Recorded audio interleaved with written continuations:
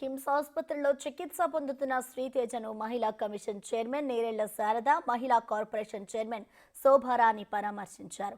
బాధిత కుటుంబానికి ప్రభుత్వం తోడుగా ఉంటుందని హామీ ఇచ్చారు. ప్రస్తుతం అల్లు అర్జున్ ఫ్యామిలీ ఖర్చులు భరిస్తామని ముందుకొచ్చిందని, ఇంకా ఏదైనా అవసరం ఉంటే ప్రభుత్వం హెల్ప్ చేస్తుందని చెప్పారు.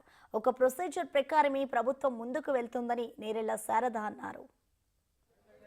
ప్రభుత్వం రాకపోతే నిన్న జరిగినటువంటి విషయాలు ఎందుకు జరిగినాయి? 15 రోజుల తర్వాత ఇవన్నీ జరుగుతా ఉన్నాయని కూడా ఒకటి చూడండి, మనము ఇమీడియట్గా ఒక ప్రభుత్వం ఒక ప్రొసీజర్ అనేది లేకపోతే చేసే చర్యలు వేరుంటాయి. ప్రభుత్వంలో ఉండి చేసే చర్యలకు ఒక సిస్టమ్ అనేది ఉంటుంది. ఆ సిస్టమేటిక్ వేలోనే వెళ్ళాల్సిన అవసరం ఉంటుంది.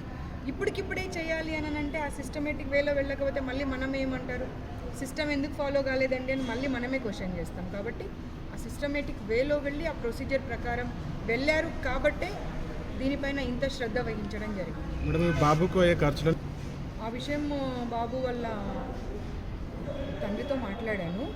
ఇప్పటికైతే వాళ్ళు మేము ఖర్చులు భరిస్తాము అని చెప్పి అల్లు అర్జున్ వాళ్ళ ఫ్యామిలీ చెప్పడం జరిగింది అనే మాట చెప్పారు నాకు. సో మేనేజ్మెంట్తో ఒకసారి మాట్లాడితే నాకు విషయం అర్థమవుతుంది. ప్రభుత్వం తరఫున మటుకు అది ఖర్చు విషయంలో కానివ్వండి, వైద్య సాయం విషయంలో కానివ్వండి, ఎలాంటి సహకారం కావాలన్నా కానీ ఇస్తాము అనేటి మాట మటుకు మేము వారికి చెప్పడం